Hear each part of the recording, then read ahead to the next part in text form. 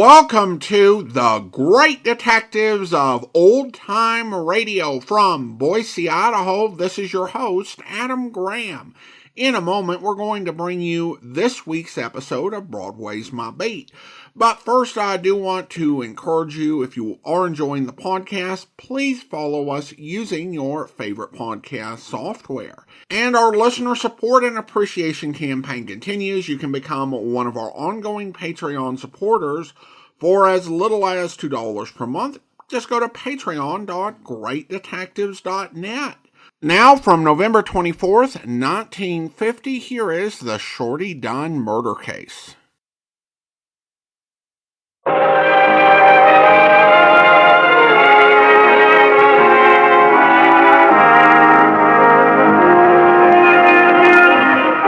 Broadway's My Beat, from Times Square to Columbus Circle, the gaudiest, the most violent, the lonesomest mile in the world.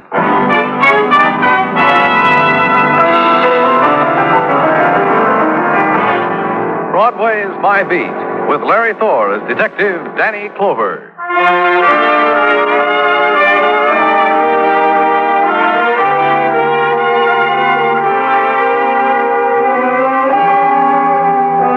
November night slips down on Broadway, a gust of blackness, and at once Broadway is a neon-lighted revival meeting that screams for the joy and the salvation. Then the happy trumpet yells and makes the music of the nighttime, ebbs into the darkness, drifts and dies. And from my window at headquarters, I watched it. Watched a man detach himself from it, turn and stand for an instant in the sallow pool of light from a street lamp and consider it. Turn again and up the steps, and in a little while open my door because he'd been told to see me. Mr. Clover? Come in. You know all about me, don't you?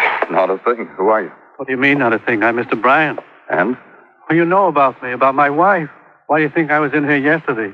Tell you people a bunch of lies? You talked to someone else. I didn't know a thing about you. My wife. She didn't come home. She hasn't come home, Mr. Clover. I see. You reported a day ago. Yes, Clara went out the other evening. I waited for her. Billy's been waiting. Billy? 3.5, going on 4. The second one, really. Our first child didn't even get born. You see... Why did you come to see me, Mr. Bryan? The man in the other office told me. Please find Clara, Mr. Clover. She's got to come home, Mr. Clover, because the man in the other office said to show you the letter. Here, open it and read it. As you see, the man who wrote the letter says he knows where my wife is. He says his name is Shorty Dunn, and he says, come to the Apollo Hotel. What does that mean? And bring money.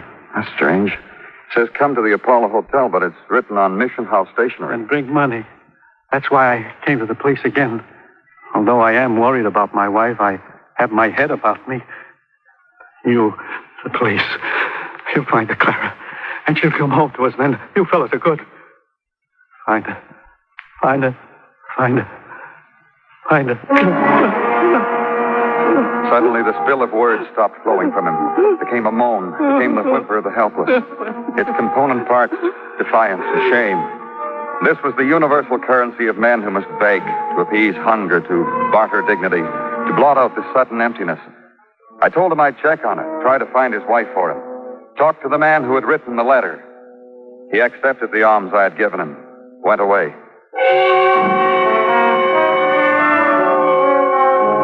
The Apollo Hotel stands on a corner of the Bowery and sells men's sleep at 50 cents a night.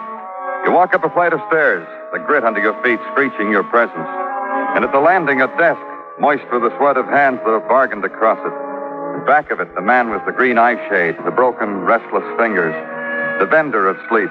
Go away, we're full up every bed in the house. I want Shorty Dunn. Is he here? You talk like you got a right to want somebody. Police. Yeah, I know. You know how I know? Because I'm sensitive to the sounds feet make on my stairs. Without looking up, I can tell is it a rummy, a wino, a bum, a cop. You want Shorty, huh? Yeah. Imagine that. Shorty finally made it. Somebody wants him. Come on. Bed 12.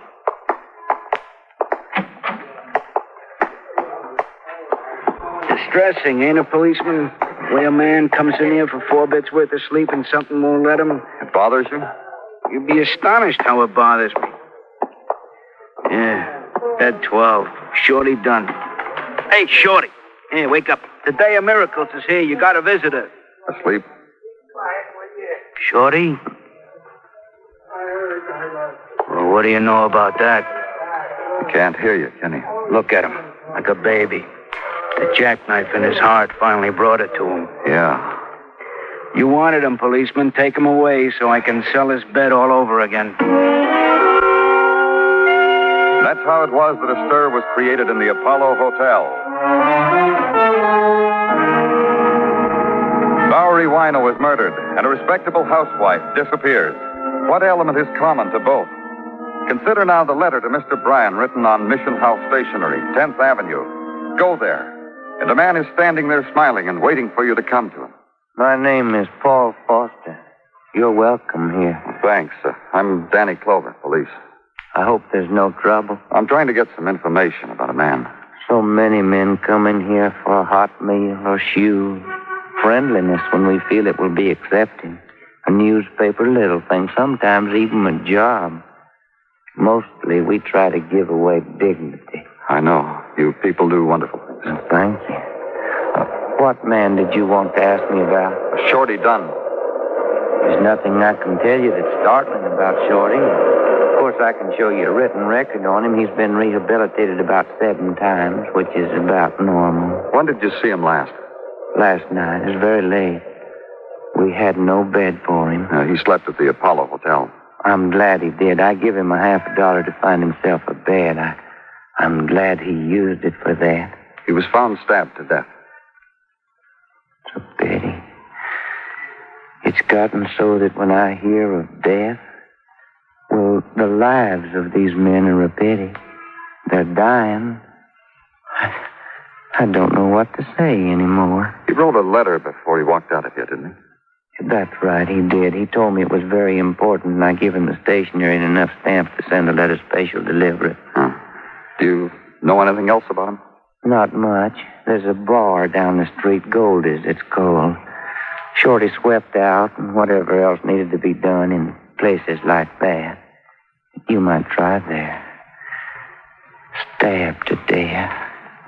It's a pity. It's a pity.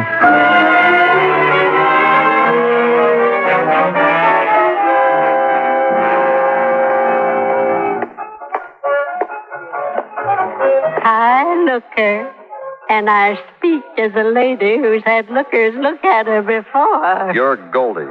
The one and only. Gents call me that 'cause I got a heart of gold and teeth to match what's left of 'em. See? Pure gold. My dowry to some lucky gent. Goldie, You want to marry me, looker? I've been searching for the likes of you. They told me at the mission how Shorty Dunn worked here sometimes. Goldie. Shut up, lover. Listen. That was our song, Shorty's and mine. Many a caper we cut to that. He's dead, Goldie. Murdered. You didn't need to tell me that. I knew about it. The gents brought me word. They lap up my beer and give me the world. Tell me about him. Your relative? Police. Danny Clover. That makes you a relative. Shorty was an old friend of yours? My fiancé. Many a day he stood right there at the bar rail, just where you're standing. He proposed to me on bended knee. But you didn't marry him. Shorty, that no good. I take it back. I bite my tongue. There are a lot of nice things about Shorty. Like what? Like the way he'd buy me a little present sometimes from the empties I gave him to sell. He worked for you. You paid him?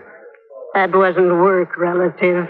For Shorty, it was a labor of love. I had to force my empties on him. That's how he lived. Bought a place to sleep, something to eat. Oh, my Shorty had other sources of income. Like what? Like Joe, the junk man. Shorty sold him things he found in trash cans. You'd be surprised the things people throw away, lover. Where do I find Joe? Over on 9th, toward the river. Have one on the house, Danny.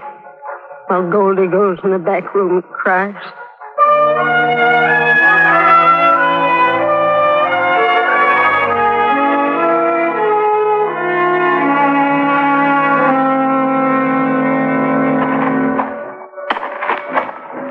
Your name, Joe? Who are you? You're open pretty late, aren't you, Joe? It's almost 11 o'clock. Make junk at all hours. I stay here and sort it out. Now, who are you? Danny Clover, police. You got junk? On your feet, Joe. I'm busy. On your feet. Stand up. I want to talk to you. Better. You get your 11 o'clock jollies this way? People got to stand when they talk to you. Want to talk in your backyard or mine? Talk. Did you know Shorty Dunn? Did I know him? I know him. He's been murdered. So? You know anything about it? Look, to me, Shorty was bottles. He brought bottles and I paid him. All it means to me that Shorty is dead, that I'm going to have to find someone just as good with bottles. That's all, huh? What do you want from me? What I got here is junk. And who brings it here is junk. Where did Shorty hang out? A question. He held out his hand on corners. Who knows what corners? He slept in doorways. He slept at the mission house. He slept in those tenements over there. Over where? 2 of them, right over there. You can see them if you stand on your toes and look over the fence. Deserted. Condemned. You know how tenements get? Like people get.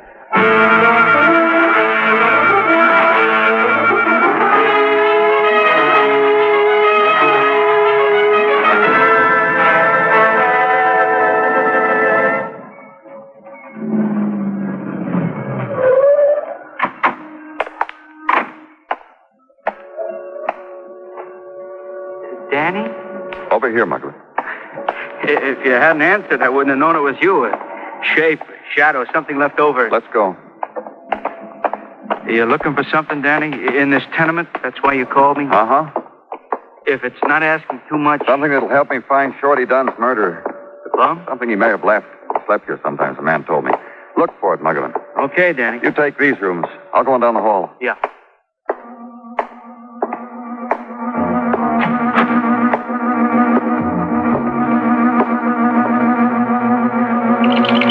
Get away. Danny? Come here, I found something.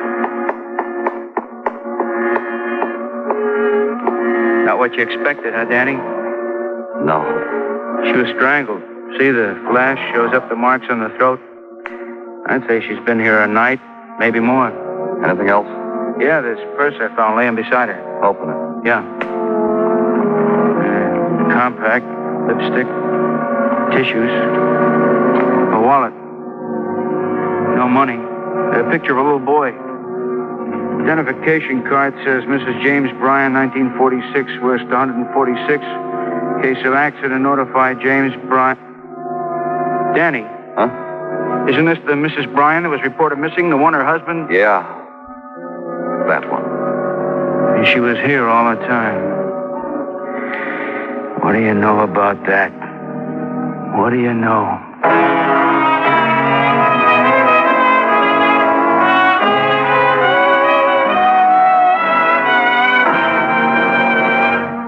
You are listening to Broadway's My Beat, written by Morton Fine and David Friedkin and starring Larry Thor as Detective Danny Clover.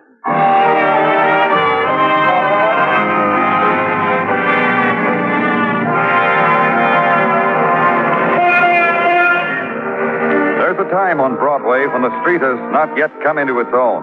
The empty hours, the useless hours between dawn and noon. Broadway scrubs its sidewalks, tries to sweep the hours away, to pile them into gutters. It eyes the unlighted neon, checks the sleeping Mazdas of the spectaculars, and longs for the time of darkness. But the daylight clings. You must find a way of rejecting it, kid. Brush it, huh? Because what kicks are there when the sun shines down? Except this item, maybe. The item in the paper you picked out of the trash bin. Missing woman found, it says, in condemned tenement. Murdered. And this one. Derelict, stabbed to death in flophouse. That'll hold you, kid, till the nighttime? Sure it will. And at headquarters, a man comes in, oozing with information. You know that because he tells you. I'm oozing with it, Danny. Oh, the bits and pieces I got for you. You'll give them to me, huh? Naturally, but piecemeal. First, Detective Muggavan has even now picked up Mr. Bryan. They are on their way to the morgue to identify the deceased. Well, tell me the rest of the way there, huh, Tartaglia? If you promise to let me keep up with you. I promise. Second, on the person of the deceased Shorty Dunn was found $20, undoubtedly from the purse of Mrs. Clara Bryan. Go on. Thirdly, our boys have checked with the manager of the flop house. He tells them a guy he could never describe bought a bed at his hotel, registered as Joe Jones. Slept for a while next to Shorty. Got up, walked away. Nobody knows where, nobody cares. Except us, huh, Danny? Well, what else? Hey, Danny, not so fast. What else is fourthly? A list was found in Mrs. Bryan's purse. It appears to our experts to be a shopping list. It so appears to me also. You've got it? Well, naturally. Give it to me. I had so intended. It's not necessary for me to go in with you, Danny, into the morgue. It spoils my day. You can go back, Gino. Thanks, Danny.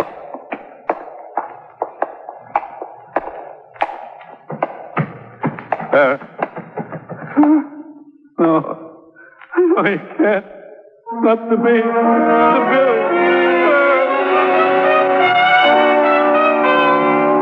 The spectacle of death on a slab, lit by a single bulb. The chill wind that's built into the morgue rocked the light gently, and they appeared, each in his turn. A policeman, a dead woman, her husband, stark. It needed another quality, not another spectator. I left. Now there was a list. Mrs. Bryan had intended to visit 4 places. A 10-cent store on a side street off Upper Broadway. A lending library close by. A place called Mildred's Beauty Shop. And a Dr. Johnson. Whether she had gotten to these places or in what sequence, I didn't know. I had to find out. Yes, sir? Something I can do for you? My name's Clover, Mr. Libby. I'm from the police. Police? That's right. Why? I mean, why are you here? As a customer As or... a policeman. I want some information. Oh, I'd be glad to, but what information would I have for the police? Did you know Mrs. Clara Bryan? The woman who was murdered? Yes. She was in here the other night, the night before last. What time was that, Mr. Libby? Oh, I couldn't tell you that. I don't know. What did she buy? Well, you can't expect me to remember that. Every item I have in the store, 10 cents or 25 or $1. You keep a tab from your cash register of your sales. Oh, yes. Get it from the day before yesterday. Mm-hmm. All right. Here you are. As you see, every item, 10 cents or 25. There's a sale for $4.98, the last item on the tab.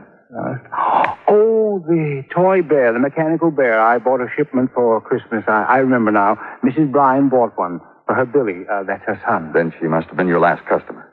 She must have been. I closed at 7, but I don't have any idea how near the closing time she left. Not any idea.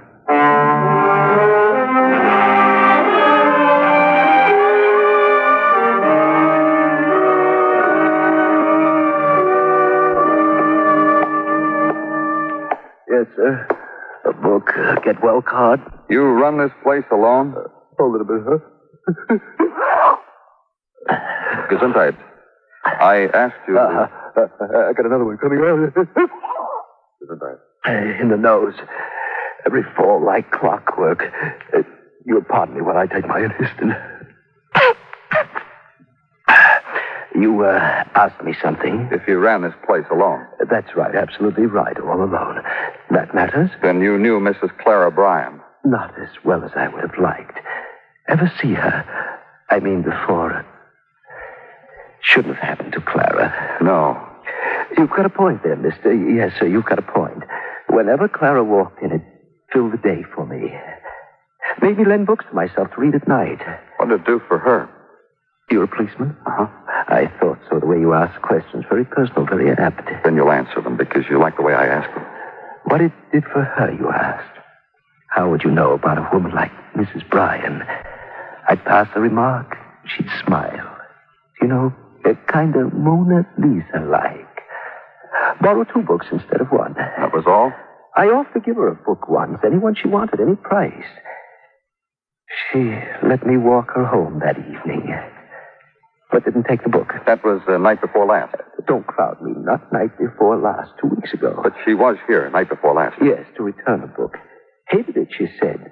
I knocked off a day's rent. She didn't take another book out.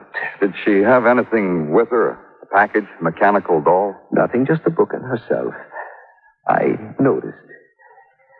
Because on Mrs. Bryan, I noticed these things every time she walked in here. Coming.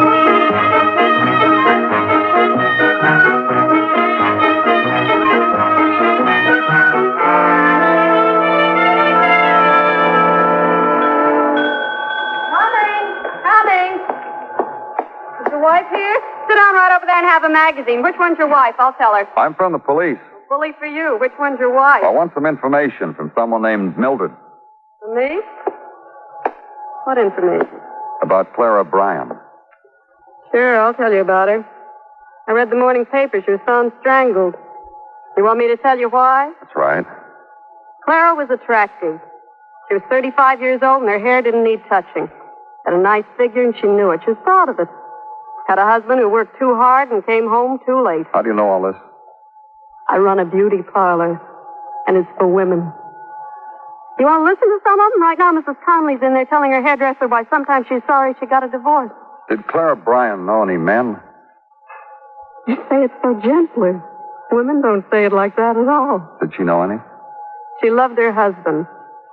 What woman doesn't like a man to look at her? What woman doesn't like to be insulted? But Clara always went to her husband and child. She was in here the night before last, wasn't she? Yeah, she was. How long did she stay? Just a few minutes. Long enough for me to tell her we couldn't take her. I remember she wanted to wash and set. Do you remember what time it was? I came back from dinner about 5:30. A little after that. About 5:45. One more thing. Was she carrying anything? I think she had a book with her. Yeah, that's right, she did. She told me it was a terrible book, waste of time, and she was returning it. Did she have a toy with her, a mechanical bear? I didn't notice. Maybe she did. Do you want anything else? No? Then you'll pardon me? It's time to take Mrs. Westfall out of the oil.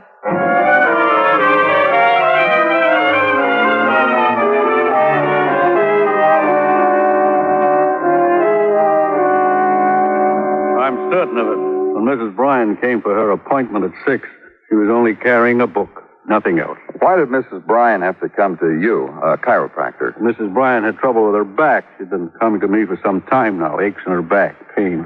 I did what I could. I gave her temporary relief, but... What are you trying to say? I cured the symptoms, but not the source of her trouble. Well, that doesn't tell me a whole lot. Well, you understand, I'm not a medical doctor. I'm a chiropractor. What I'm going to tell you is only conjecture. All right.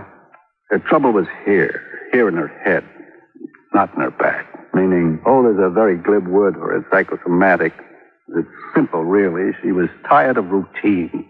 She'd reached a point in life when she recognized the fact that what she had was all there was going to be, as far as her life was concerned. She was restless in her mind. Men? Clara didn't have the heart to do anything like that. Clara didn't. She permitted me that, to call her by her first name. I confess it to you. She knew I was attracted to her. Once, when she left here, she touched my cheek and smiled. If she would have let me, I would have tried to make her happy. Believe me, Mr. Clover, she wouldn't let me.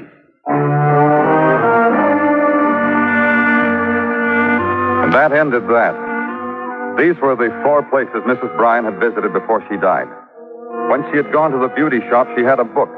She left there with it. Had gotten rid of it at the next stop, the lending library. Then the 6 o'clock appointment with the chiropractor.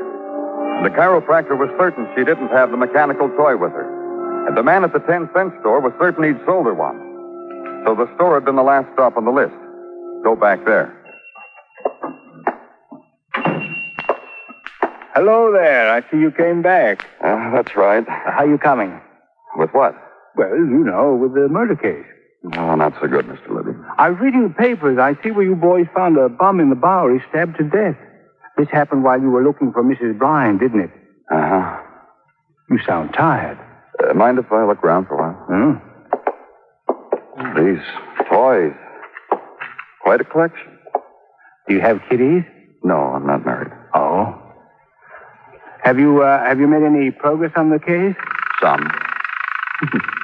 Nice toy. Take it with you. Maybe you've got a nephew. No, none of those either. Well, what do you figure the connection is between that bum and Mrs. Bryan? Pretty obvious. Obvious to you boys, not to a 10-cent store man like me. Well, it's like this. Our technical boys tell me Mrs. Bryan wasn't strangled in the tenement, but some other place. She was killed and then brought to the tenement. You figure the bum killed her, huh? I read where he had $20 in his pocket. Motive was robbery, No, that's not what happened. What happened is... I see you're staring at my $4.98 item. Those mechanical bears. You like them? What happened is this. Our bum, Shorty, was about to bed down for the night in the condemned tenement. He found Mrs. Bryan's body, opened her pocketbook, so she was, took her money and ran. You boys... The killer had just put Mrs. Bryan in the tenement. He watched Shorty do all that. Followed Shorty the rest of his life. Saw him write a letter at the mission. A letter? I didn't read anything about that. The killer must have seen that the letter was addressed to her husband. Well, how did you figure that without seeing what happened and all? That's the only way it makes sense. Gee, I don't know. I stick to my theory. I still think the bum killed her. No, you're wrong, Mr. Libby. Shorty didn't kill her. The killer followed Shorty to the Apollo Hotel and killed him because he thought that the reason Shorty had written to Mr. Bryan was to tell him he knew who had murdered his wife. Mrs. Bryan was an attractive woman, wasn't she? I really didn't notice. Funny. Everybody else noticed. I didn't. Funny? All the attention I pay to people is what they buy. I have a living to make. How many of these $4.98 mechanical bears did you order? 6. Funny? What's funny? 1, 2, 3, 4, 5, 6.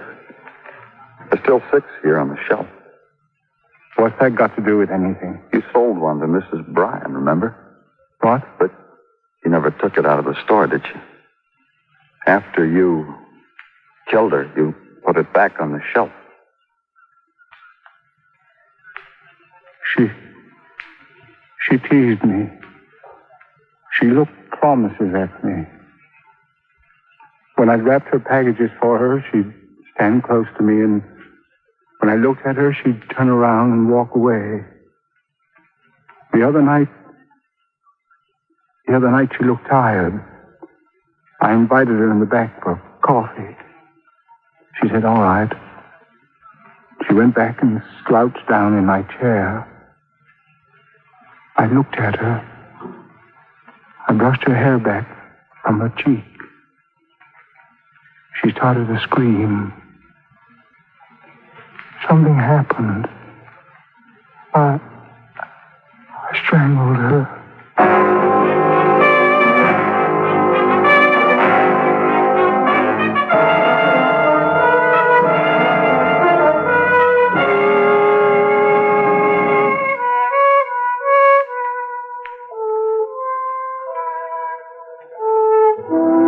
Broadway. It's a hunger complete with 8-beat rhythm and spinning neon. Grab yourself a dream and dance a while. Close your eyes. Make believe you've got your arms around something good. Keep them closed. What you're holding is dust. It's Broadway, the gaudiest, the most violent, the lonesomest mile in the world. Broadway, my beat.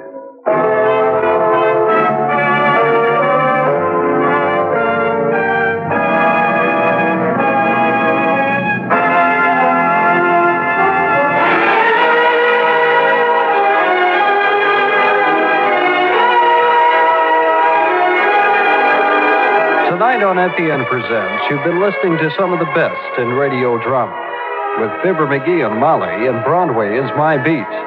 Join us again Monday evening at the same time, 9:05, when FEN presents Dragnet and Escape.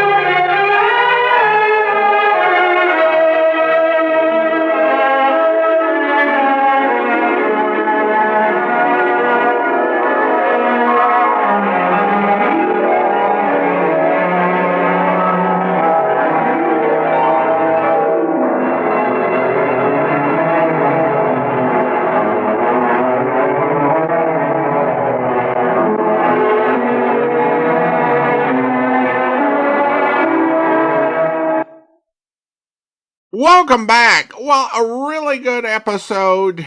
Some solid detective work by Danny and piecing together what happened, and probably with less interference from other sources than was usual. It's also worth noting that Herb Butterfield was in this. He actually had doubles, and neither role was the murderer. The Herb Butterfield as the murderer streak is over. You definitely do feel for the murdered woman in this case. Now, of course, you have cases where sometimes the murderer seems to have a sympathetic motive. But in this case, pretty much the only reason this lady got killed is that she was a nice woman who happened to be good looking, and some guy wanted to make something of it and killed her in a rage. Now, on a more technical note, the information at the end identifying the Far East Network, which was originally established for American servicemen stationed in the Pacific, particularly in Japan, Okinawa, and Guam, and continued to operate till 1991. Based on the recording and similar ones I've heard, I think this was a disc of a rebroadcast from the 70s. All right, listener comments and feedback now.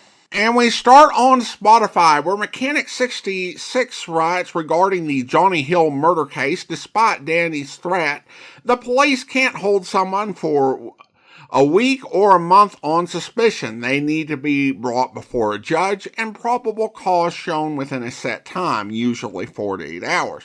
And this is correct, and you will see other more realistic programs incorporate that idea that they've got a certain amount of time before the person is going to be released on a writ. Now, in this case, the person who's Danny's threatening may not know this. And it's also possible the writers didn't know it either. But I appreciate the comment. And then a comment on YouTube regarding the Laura Burton murder case. Just a simple, great listening, thank you. And then we also have a listener survey where a listener writes simply, I like this. Well, thank you so much. I really appreciate you taking the time to fill out our survey. And that will do it for today. If you're enjoying the podcast, please follow us using your favorite podcast software. And be sure to rate and review the podcast wherever you download it from. We'll be back next Wednesday with another episode of Broadway's My Bait. But join us back here tomorrow for Dragnet, where... I thought everybody knew that, Sergeant. Mrs. Gorman running around with that Ralph Kane. I'm no busybody. I wouldn't have mentioned it all if this hadn't happened. You say Kane had been seeing Mrs. Gorman for the last 6 months. Is that right, Mr. Pearson? About 6 months. That's how long I've seen it go on. Now, James, don't be such a hog. Let Fred have some of the milk, too. Greedy little devils. Do you know of anybody else in the neighborhood who's been aware of this, Mr. Pearson? I mean, Mrs. Gorman and this Ralph Kane? Well, I know for sure that Thelma White next door knows about it. She's mentioned it to me. Mm-hmm. Kane used to park with Mrs. Gorman near that vacant lot by Thelma's house. Those were the nights that Mr. Gorman was working late. Would you know if Mr. Gorman was aware of this, that his wife was running around with another man? I'm pretty sure he did, Sergeant. That's the strange part about it. Well, how do you know, sir? George, the man who delivers the groceries, he just happened to mention it to me once. Mm-hmm. All right, James. Right, it's all gone. Now run off and play. Yes, George, the grocery man, he made a delivery to the Gormans once and heard them rowing about it. George said Mr. Gorman was very mad, talked divorce, all that sort of thing. Well, how about the Gorman's little girl, Mr. Pearson, little Nancy? Tragic, Sergeant. Such a sweet little thing. Mrs. Gorman kept her under an iron hand. Imagine, the little girl's only 2 years old. Mrs. Gorman was after her with a stick all the time. She's not much of a mother. Not the way I look at it, anyway. I hope you'll be with us then. In the meantime, send your comments to box13@greatdetectives.net. Follow us on Twitter, Radio Detectives. Check us out on Instagram, instagram.com/greatdetectives. From Boise, Idaho, this is your host, Adam Graham, signing off.